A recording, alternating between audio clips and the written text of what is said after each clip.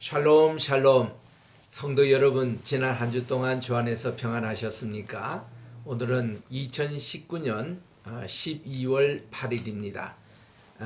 오늘 대림절 대강절 둘째 주일을 맞이해서 하나님께 예배를 드립니다. 오늘 또 겟셋마네 장로교회에 참여하신 여러분들, 또 이 방송을 듣는 여러분들에게 주님의 평화와 사랑이 함께 하시기를 바랍니다. 오늘은 우리 요한 1서 제2장 그 후반부를 공부하도록 하겠습니다. 요한 1서 2장 18절부터 29절에 있는 말씀인데 너무 기니까 한 절만 제가 봉독하도록 하겠습니다. 2장 22절. 거짓말하는 자가 누구냐? 예수님께서 그리스도이심을 부인하는 자가 아니냐? 아버지와 아들을 부인하는 그가 적 그리스도니. 요 한 절의 말씀을 읽고 오늘 제목의 말씀은 적 그리스도와 하나님의 자녀라는 제목을 가지고 말씀을 증거하도록 하겠습니다. 기도하겠습니다. 나의 입술의 모든 말과 내 마음의 모든 묵상이 주님께 연락되기를 원하네. 하나님 아버지, 오늘도 귀한 예배 시간을 통하여 주신 이 말씀이 하나님 아버지께 영광이 되고 우리 모든 듣는 분들 마음속에 성령님께서 강동해 주셔서 성령님의 기름 부음의 역사가 함께하여 주셔서 우리 마음의 신비에 새겨져 30배, 60배, 100배의 결실을 맺는 복된 시간 되게 도와주시옵기만을 예수님의 이름으로 기도드립니다. 아멘. 할렐루야. 주님의 이름으로 문안드립니다. 오늘은 우리 특별히 12월 둘째 주일로 우리 성경주일로 지킵니다. 우리 대림절로 말하면 두 번째 주일이어서 오늘은 또한 특별히 평화의 촛불을 켜는 그런 시간입니다. 예수님은 평화의 왕으로 이 세상에 오셨고 예수님은 모든 평화를 이루셔서 에베소서 2장 14절에 있는 말씀대로 예수님은 하나님과 우리 사이에 담을 다 허시고 우리에게 평화를 이룩해 주셨습니다. 이 십자가 사건 자체가 평화의 사건이었습니다. 하나님과 우리의 원수된 것을 다 제거하시고 우리와 함께 이렇게 평화를 이루신 이 귀한 날인 것입니다. 자, 오늘은 특별히 매년 12월 둘째 주일을 성경주일로 지키고 있습니다. 이 성경을 보급하고 알리며 특별히 기도원 협회, 또 대한성서공회, 또 성경번역위원회들을 위해서 기도하고 선교 헌금을 하는 그런 주일로 지내고 있습니다. 18세기 말엽에 영국의 웨일즈 그 서해안 지역에는 험난한 지형과 좋지 않는 기후 조건으로 대부분의 서민들의 삶이 몹시 가난하고 어려웠다고 합니다. 그런데 그곳에서 태어나고 자란 8살 낳던 소녀 메리 존스가 매주일 교회에 나가서 성경을 배우는 것을 참 즐거워했고 기다렸다고 합니다. 그러나 이 학교에 들어가 글을 깨친 후에는 자기 집에도 성경이 있어서 많은 것을 참 읽어보고 싶은 생각이 간절했습니다. 그래서 그가 이 성경책을 여기저기 빌려가지고 그렇게 읽곤 했습니다. 메리는 몇 년 걸리더라도 내가 꼭 내 손에 성경을 구입해서 읽겠노라고 하고 조금씩 저축을 하기 시작을 했다고 합니다. 그 일은 쉽지를 않았습니다. 틈틈이 나무를 베고 닭을 기르고 악착같이 저축했지만 아버지의 병세가 악화가 되어 이렇게 많은 저축을 하지 못하고 6년이 지나서야 겨우 한 권의 성경책을 마련할 수 있었답니다. 메리는 흑몸을 감추지 못하고 30km나 되는 먼 길을 단숨에 달려가서 당시 성경을 보급했던 찰스 목사님을 만났지만 더 이상 판매할 수 없는 성경책이라는 말을 듣고 그는 절망감에 울음을 터뜨렸습니다. 이를 안타깝게 지켜보던 찰스 목사님은 자신이 받은 이 성경책을 메리에게 건네주며 격려를 했습니다. 마침내 성경을 가져서 너무나도 삘처시 기뻐하며 그는 집에 돌아와서 단숨에 한 권의 성경책을 읽고 또 필사의 노력을 하고 해서 이 메리의 감동적인 얘기가 이제 점점 그 지역 사회에 전해졌다고 그럽니다. 그래서 웨일즈 성경이 더 이상 보급되지 않는다는 말에 절망하고 울음을 터뜨렸다는 메리의 얘기가 영국 전역에 퍼지게 됐습니다. 많은 사람들이 성경 보급의 절실함을 새삼 깨닫고 1802년 12월에 런던에서 이 기독교 소회 총회에서 바로 이제 이 성경을 보급하는 그런 모임이 결성이 돼가지고 드디어 1804년 3월 7일 The British Bible Society, 즉 대영 성경 공회가 탄생이 됐다고 그럽니다. 1814년에는 네덜란드, 또 1826년에는 스코틀랜드의 성경 공회가 조직되는 세계적인 성경 보급 사업이 활성화됐다는 것입니다. 그 당시는 성경이 킹제임스 바이블밖에 없었습니다. 그래서 이 순수한 말씀을 잘 보존하는 이 성경이 전 세계에 퍼지게 됐습니다. 뿐만 아니라 2차 대전 끝나는 해인 1946년에는 13개국 대표들이 이 영국 웨이워드에서 모여가지고 이제 전 인류의 방언으로 성경을 펴내는 목적으로 이제 세계 성서 공회 연합회를 조직하게 이르렀습니다. 그 회원국이 오늘날 137개국에 해당되고 합니다. 한국에는 최초로 선교에 오신 루트교 선교사 칼 귀스라프가 있습니다. 이분은 폴란드계 유대인으로서 1832년 7월 17일 충청남도 장산이라는 곳에 도착을 해서 22일 날 녹도 근처 벌모도에 거쳐서 25일 날 충남 보령시 오천면에 위치한 고대조도에 정박했다고 합니다. 이들은 아펜젤로와 언더우드보다도 훨씬 앞선 1832년 이들은 홍주 목사 이민회를 등의 관리를 만나서 외국인으로서는 처음으로 조선 국왕에 정식으로 통상을 청원하는 서한과 그리고 로버트 모리슨 밀런 선교사가 번역한 한문 성경인 신천성서를 비롯한 26권의 책자와 만원경을 비롯한 많은 선물을 이 순조 임금에게 진상하도록 전달했다고 합니다. 고대도에 거주하는 60명의 노인 감기 환자를 위해서 충분한 약도 처방을 하여 이렇게 치유를 해줬고 또 감자도 심어줬다고 그럽니다. 그리고 이 한글로 주기도문도 번역을 했고 한글 자모를 받아 적은 다음에 한글의 우수성을 세계에 전했던 분이 귀스라프 선교사였다고 합니다. 이 최초에 이분이 가는 곳마다 조선인들이 읽을 수 있는 한문으로 된 성경이나 한문 전도 서적도 나눠줬다고 그럽니다. 이후에 한 30년 후에 1866년 대동강의 상선을 타고 입국한 성경을 나눠주다가 순교하신 스코틀랜드 바로 토마스 목사님, 로버트 토마스 목사님 27살 때에 순교를 당하셨습니다. 그것도 성경을 나눠주시다가 바로 대동강에서. 그래서 이분에게 성경을 받았던 관리, 바로 이 토마스 선교사님을 순교하게 했던 이분이 훗날 이 성경책을 읽고 예수님을 믿게 됐다고 하지요. 그리고 1882년 만주 심양에 두 분의 이 스코틀랜드 선교사님들이 오셨습니다. 존 로스와 존 맥킨타이어.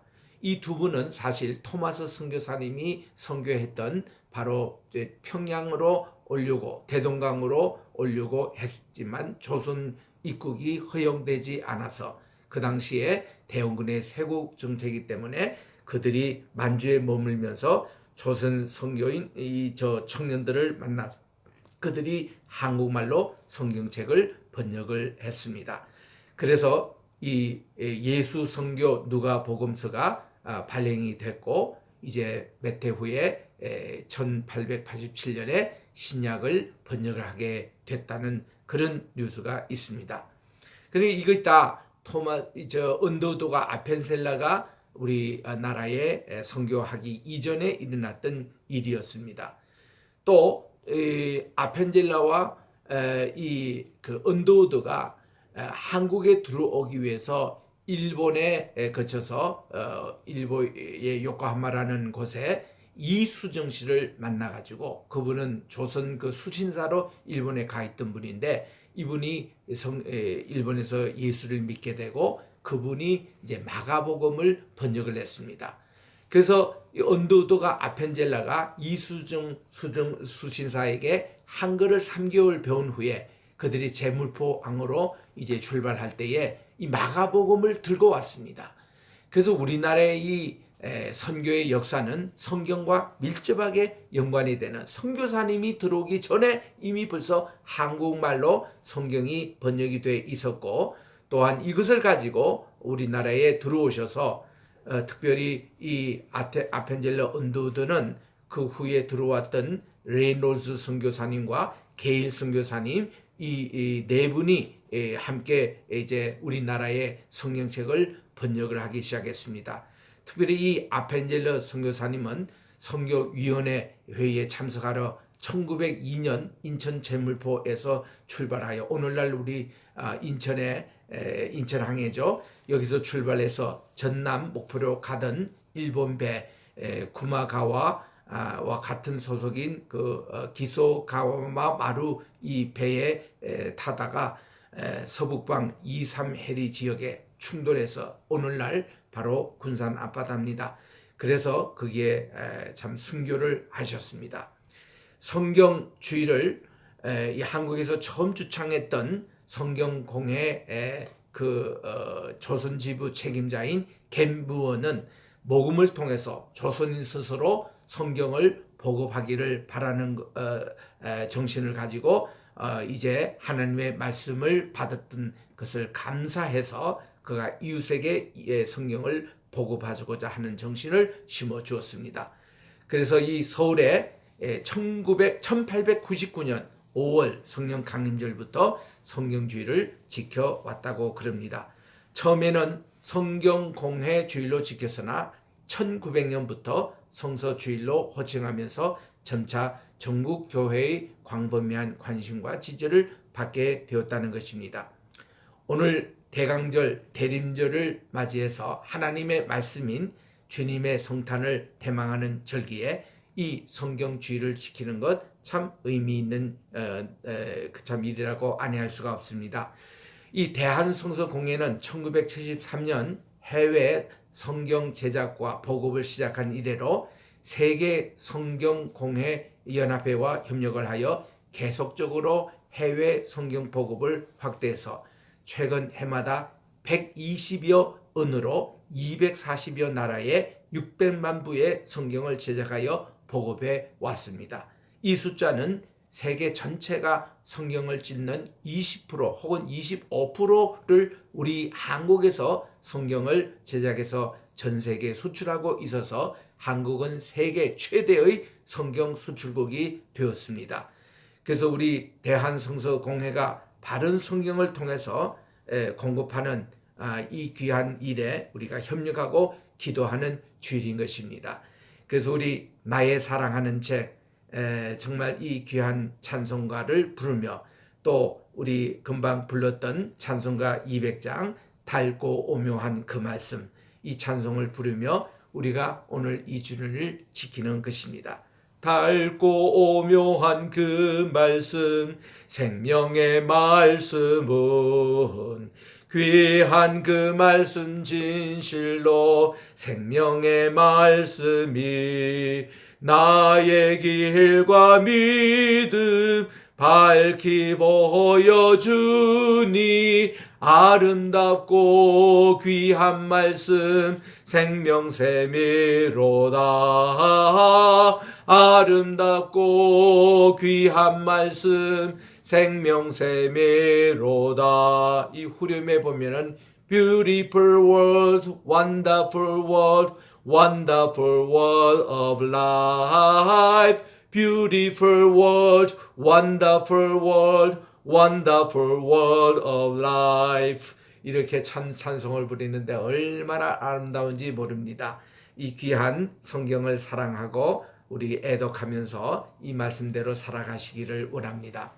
오늘은 우리 지난 주일에 이어서 요한 1서 2장 후반부, 즉 18절부터 29절에 있는 말씀을 묵상하도록 하겠습니다. 요한 2장의 요한 1서의 2장의 전체 주제는 형제 사랑은 빛 가운데 사는 삶이라는 그런 뜻으로 이 후반부의 주제가 적그리스도와 하나님의 자녀에 대한 교훈을 하고 있습니다. 하나님의 자녀는 생명의 말씀대로 살아가며 빛 가운데로 진리 가운데로 살아갑니다. 적그리스도는 하나님의 말씀을 싫어하며 하나님의 말씀인 성경책 원어까지 변경하여 왜곡하고 가감해서 순수한 하나님의 말씀을 변경하는 것입니다. 절대로 하나님 말씀을 더하거나 빼거나 하면 안 됩니다. 요한계시록 22장 우리 20절 맨 마지막 장에 읽은 대로 그 말씀을 이 생명 말씀에 빼는 자는 그의 이름이 생명책에서 뺀다고 말씀하셨고, 또 하나님의 말씀에 없는 것을 더하는 자에게는 하나님의 재앙이 더한다고 분명히 경고했기 때문에 그렇습니다. 요한의 서신의 주제를 우리 그 영어로 보면은 T 니코르 3L이라고 그렇게 할 수 있습니다. T는 truth, 이 진리의 말씀은 세계 라이트, 저 L로 라이트, 빛, 또 love, 사랑, life, 생명, 이렇게 얘기할 수 있습니다. T3L입니다. 그래서 이런 생각을 하시면서 요한 1서를 계속 읽어 나가면 좋겠습니다. 자, 우리 말씀의 연장을 위해서 지난 주일에 살폈던 요한 1서 2장 전반부에서는 세 가지 교훈을 받았습니다. 첫째로 무엇보다도 우리는 죄 짓지 않는 생활을 힘써야 한다는 것입니다. 실수로 죄를 지었다 해도 우리의 대언자, 우리의 보혜사 되시는 예수님이 계시기 때문에 예수님을 의지하고 우리 주님의 계명을 지켜야 합니다. 두 번째는 주님의 계명을 순종하는 자는 형제를 사랑해야 하는 것입니다. 형제를 사랑하는 자는 빛 가운데 거하며 자기 속에 걸림돌이 없습니다. 셋째로 이 세상의 것들을 사랑하지 말고 육신의 정욕과 안목의 정욕과 이생의 제 자랑에서 벗어나서 오직 하나님만 사랑하고 말씀대로 서로 사랑해야 하는 것입니다. 자, 오늘 말씀인 18절 요한일서 2장 18절을 읽겠습니다. 어린아이들아, 이것이 마지막 때라. 적그리스도가 이르겠다 함을 여러분들이 들은 것과 같이 지금도 많은 적그리스도가 일어났으니 이러므로 우리가 마지막 때인 줄 아노라. 사도 요한은 이 사도시대의 말기에 이제 이 글을 썼다고 봅니다. 많은 적그리스도인들이 일어났기 때문에 그렇습니다. 적그리스도는 누구냐 하면 그리스도를 부정하고 대적하는 이단들을 가리킵니다. 영지주의, 니골라당, 가현설 이런 것을 말합니다. 주님께서는 세상의 종말의 징도절로 이 적그리스도들과 이 거짓 대언자들의 출현, 전쟁, 지진, 기근, 악한 질병, 바른 신앙의 핍박 등을 예언하셨습니다. 마태복음 24장에서 그 중에 하나가 적그리스도의 출현을 말씀하고 있었습니다. 마태복음 24장 5절에 보니 많은 사람이 내 이름으로 와서 이르되 나는 그리스도라 하여 많은 사람을 미혹해 하리라. 이렇게 말씀하고 있습니다. 종말의 징조들은 이미 사도시대 말기에 나타났습니다. 그래서 신약 성도들은 종말의식을 가지게 되었습니다. 종말의 징조들은 16세기 교회 개혁 시대에도 어느 정도 있었습니다. 그 가장 큰 징조는 가톨릭 교황이 바른 진리를 대적하고 참된 신자들을 핍박한 일이 있었습니다. 이 가톨릭이 역사상 약 8천만 명에 대한 기독교인들을 죽이고 박해하고 그리고 순교케 했습니다. 이런 사들이 다 적그리스도에 속한다고 그렇게 말씀합니다. 존 번연의 철로 역정에도 나옵니다. 이 교황이 적그리스도라고. 21세기를 살아가는 우리는 종말의 징조들이 더 많이 일어남을 볼 수가 있습니다. 특별히 이 중에서 교회 안에서 배교들이 일어납니다. 하나님을 잘 믿다가 갑자기 타락합니다.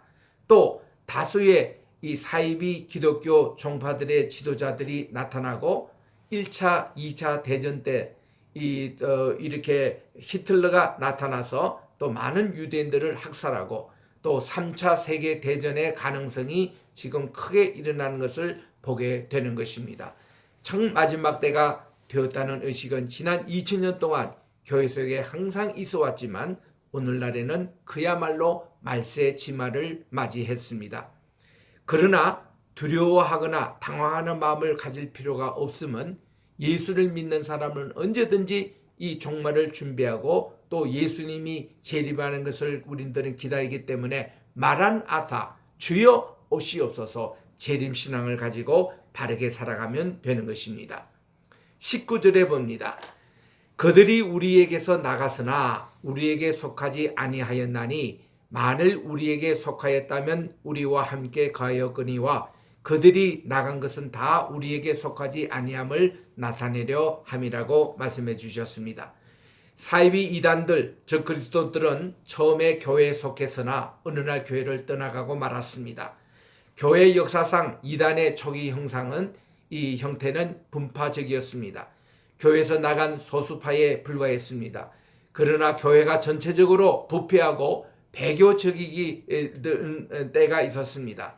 16세기 교회 개혁 시대도 그러했습니다. 18세기 계몽주의 시대도 그러했습니다. 오늘날 21세기를 살아가는 우리에게 더욱더 이런 현상이 많이 일어나는 것입니다. 이럴 때 경건한 성도들이 가졌던 그 성경적인 신앙, 바른 신앙, 보수 신앙, 옛 신앙은 오늘날 소수만 성경을 믿는 그런 성도들이 됐고 말았습니다. 오늘날 교회들은 다양성을 좋아하며 넓은 길을 많은 교회들이 가고 있습니다. 교회들은 배교합니다.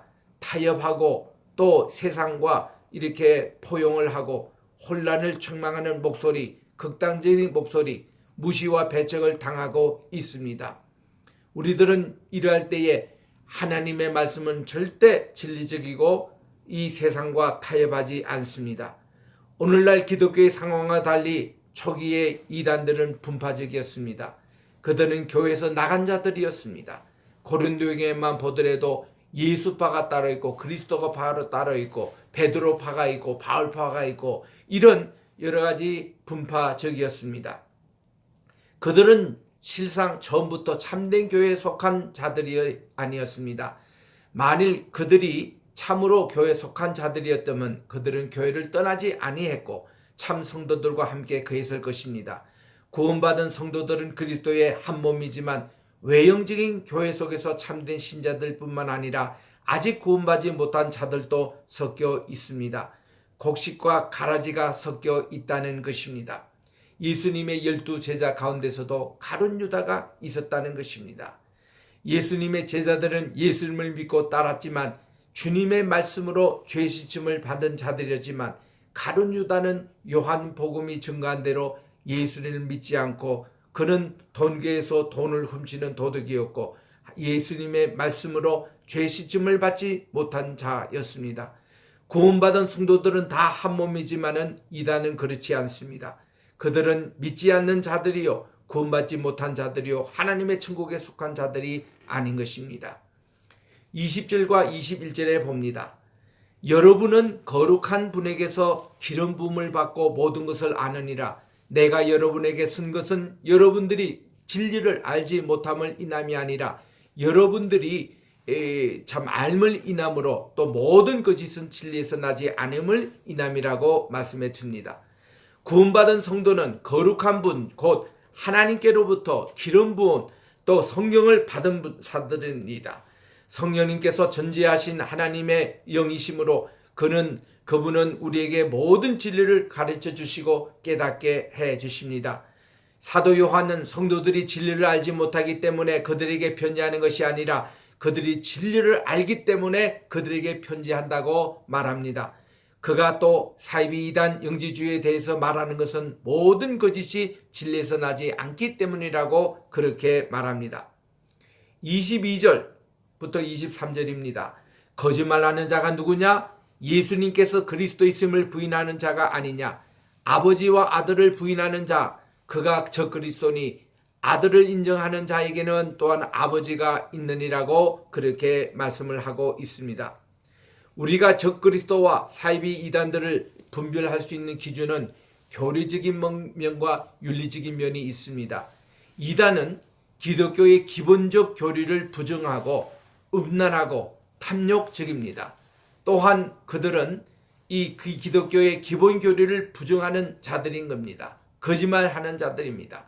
그들은 예수님께서 하나님의 아들 그리스도이심을 부인합니다. 그것은 거짓말 중에 큰 거짓말인 것입니다. 기독교 2000년 역사상 가장 크고 오래된 적그리스도인 이단은 가톨릭 교회입니다. 가톨릭은 기독교의 정통교리보다 3000개 교리가 300개 교리가 다릅니다. 이 기독교 교황의 그런 권위를 하나님과 같이 둔다거나 또 신부를 아버지라고 이렇게 부른다거나 또 마리아가 제3의 그런 구세주라고 가르치는 그런 교리나 또 구원의 교리가 우리가 믿음으로 우리는 구원받는데 거기서는 자선이며 또한 이제 행위로서 구원을 받을 수 있다는 것을 가르친 것이나 이렇게 여러 가지 한 300개 교리가 기독교와 틀리는 것입니다. 그래서 우리들은 이것을 참 조심해야 합니다. 교황이 무오한 권위를 주장하는 것 아닙니다. 예수님의 대속의 원리만이 우리들은 구원을 받는 유일한 길인데 말의 이름으로 절대로 우리 구원받을 수가 없습니다. 또 작은 죄가 있으면 연옥에 간다. 연옥설도 성경에 없는 얘기입니다. 그리고 면죄부 구입하면은 구원을 받는다. 천만의 일입니다. 우리가 어떤 고행을 통해서 무슨 이렇게 9년 동안 죄가 감해진다. 이런 것도 전부 가톨릭의 타락된 교리에 의한 것입니다. 오늘날 가톨릭보다 더 심각한 적그리스도적인 이단이 있습니다. 그거는 교회 속에 들어와 있는 자유주의 신학인 것입니다. 자유주의 신학은 예수님의 하나님의 초자연적인 기적을 부인합니다. 그분의 진노와 심판, 예수 그리스도의 성육신, 동정녀 탄생, 또 예수님의 모든 기적들, 예수님의 부활, 승천, 재림 등 기독교의 기본 교리를 무시하는 그런 사상인 것입니다. 이것이 오늘날 신학교에 또 오늘날 정통 기독교 안에 들어와 있는데 아버지와 아들을 부인하는 적그리스도의 사상인 것입니다. 그래서 우리 요한일서 2장 18절부터 23절에 우리들은 몇 가지 교훈을 받습니다. 첫째로 우리는 세상 종말의 징조들이 이루어지는 것을 말세의식을 가지고 우리들은 잘 관찰해야 합니다. 둘째로 우리는 말세의 한 징조로서 나타나는 이단의 소송을 바르게 알아야 된다는 것입니다. 셋째는 우리는 이단의 정체를 알고 그들을 분별해야 하는 것입니다. 이들은 교리적으로 거짓말하는 자며 윤리적으로 부도덕한 자들인 것입니다.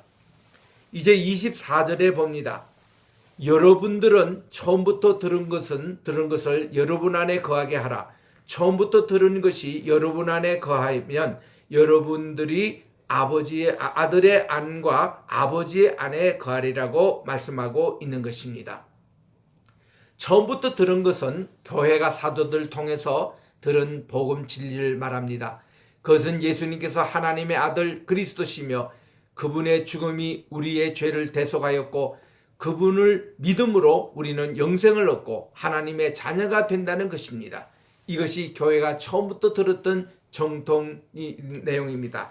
이 말씀을 잘 우리가 기억할 때 우리는 예수님 안에 거하게 되는 Abide in me, 예수님께서 내 안에 거하라고 요한복음 15장 7절에 있는 말씀대로 주님 안에 거하는 것입니다. 25절에 보니 그분께서 우리에게 약속하신 것이 이것이니 곧 영원한 생명이라고 말씀해 주셨습니다. 26절 여러분들을 미혹해 하는 자들에 관하여 내가 이것을 너에게 선노라. 27절 너희는 주께 받은 바 기름 부음이 너희 안에 거하나니 아무도 너희를 가르칠 필요가 없고 오직 그의 기름 부음이 모든 것을 여러분에게 가르치며 또 참되고 거짓이 없으니 여러분들을 가르치신 그대로라고 그렇게 해서 주님 안에 거하라고 말씀해 주셨습니다. Ye shall abide in him. 우리가 주님 안에 거해야 되겠습니다. 25절에 주신 대로 복음 안에서 우리들은 영원한 생명을 우리들이 선물로 받았습니다. 그래서 26절에 사도 요한은 성도들을 미혹해 하는 적그리스도와 그들의 나타나님에 대하여 말하므로 성도를 조심시키는 것입니다. 적그리스도 즉 이단자들에 속한 자로부터 우리는 멀리해야 합니다. 그들은 예수 그리스도가 하나님의 아들이심을 부인하고 예수님의 대속을 부인하고 죄시층과 영생의 복음을 부인하는 자들입니다. 모든 성도들은 기름 부음 곧 성령 안에 거하고 있는 것입니다. 마지막 28절에 보니 28절 29절 자녀들아 그 안에 거하라.